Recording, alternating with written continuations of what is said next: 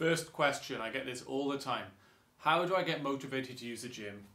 And then how do I stay motivated once I'm there? Listen,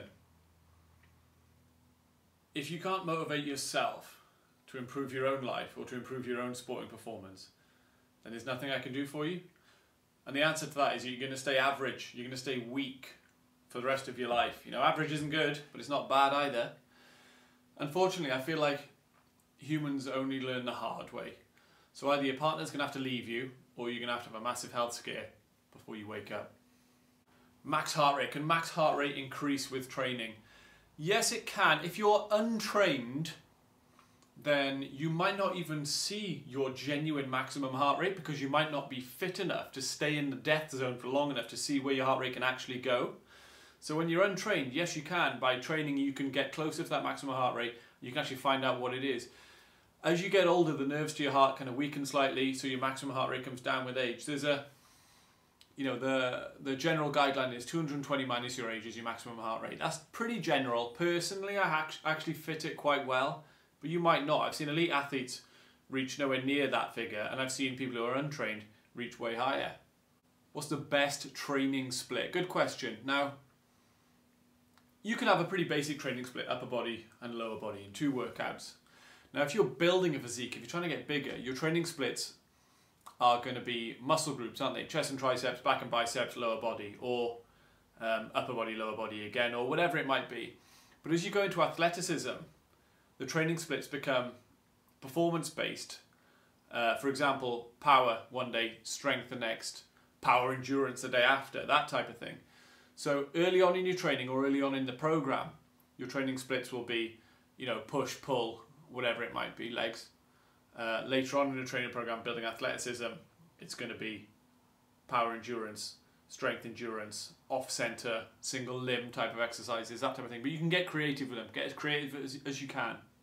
Did I inherit this gym? Yes, I bloody did. My great uncle is the Baron of Slovenia, and he gave me a load of money when he died, and this is what I spent it all on.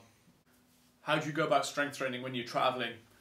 If you mean you're going on holiday and things, and don't worry about it. But if you mean traveling as in you're traveling around competing, and the question is stipulated, is elastic, that type of thing, good? Now elastic, if you're completely untrained, you can develop some strength through using elastic.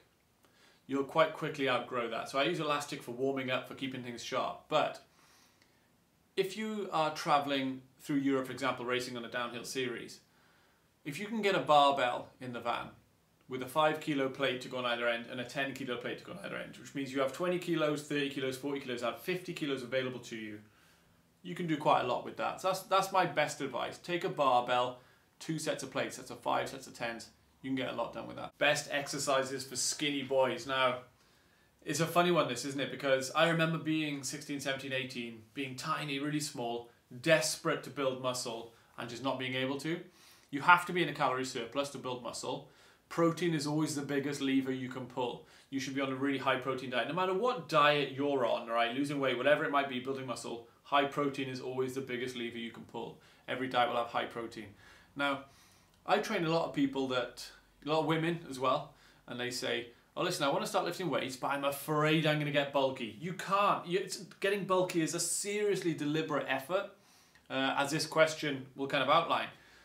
It's really difficult. You have to be in a calorie surplus, you have to go to the gym every day and hit it hard.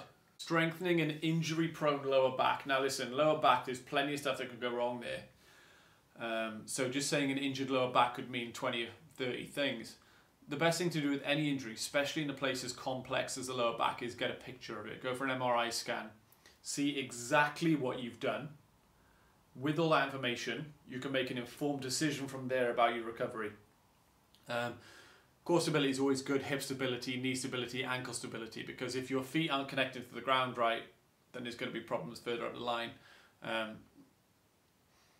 But lower back injuries can haunt you for a long time. I've had some myself, and a lot of people I speak to do it. You're going to have to be careful with it. How many gym sessions a week are optimal? Again, that's super broad question. Depends what you're doing. If you're riding all weekend, if you're competing on the weekend, out of season, 2, 3 or 4, I would say a week. In season, 1, maybe 2, depending on you know, a lot of factors really. Like if you play rugby on a Saturday, you could go heavy on a Sunday or Monday, but if you played the full 80 minutes, you're probably not going to want to do that. So, like I said, it's a really broad question. But yeah, between 2, 3 and 4, I would say is pretty optimal.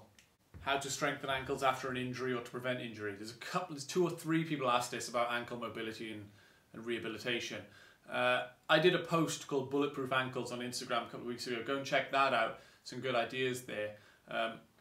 You know, if you have any injury, restore the movement and then slowly build up the strength. I would say go with that.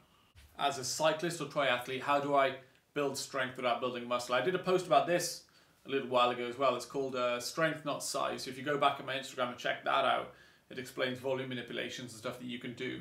But as a rule, I would say, you know, if you're new to the gym, just go and start first and build some conditioning.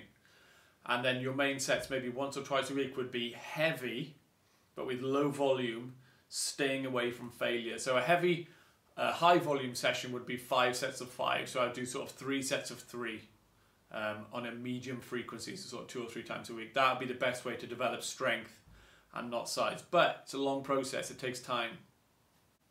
Got a question here, what's the best exercises for the bike? Now I don't know which bike you're referring to, it's super broad. But then there's another question I had saying, what's the single best exercise to help with your downhill mountain biking? So I'm going to combine these questions. I'm going to change the second question too into single best upper body exercise, single best lower body exercise. Upper body, I would say the bench press, always my absolute favourite. Lower body, I'd say a split squat, so 1 foot forward, 1 foot back, split squat. There are exercises where you can lift a fair amount of weight and along, you know, it doesn't look anything like you're cycling. It's not supposed to. It's just developing your physique. Alongside your riding, that's how you're going to transfer the training over. Last question, my favourite one as well, is what should I be doing as a young racer? And this guy's referring to downhill mountain biking. Now I work with a lot of young athletes, and at certain ages, young, let's say 13, 14, 15, you're learning how to train. You're training to train. And that means you're learning how to put workouts together, you're improving your technique, building tissue tolerance and conditioning, learning about periodization also and how to put long form structures together. Your coach should be teaching you this type of thing.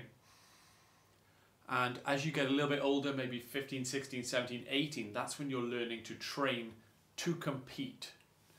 And the best thing you can do just as a young athlete, be in the gym. If you've got a coach, brilliant. If you don't, just appeal to people, write messages to people like me, ask, be really curious. Work on the 6 main planes that your body wants to work on, which is horizontal push, horizontal pull, vertical push, vertical pull, hip hinge, and then something that takes your knee through a full range of motion alongside, again, loads of bike time, and that's going to help you transfer.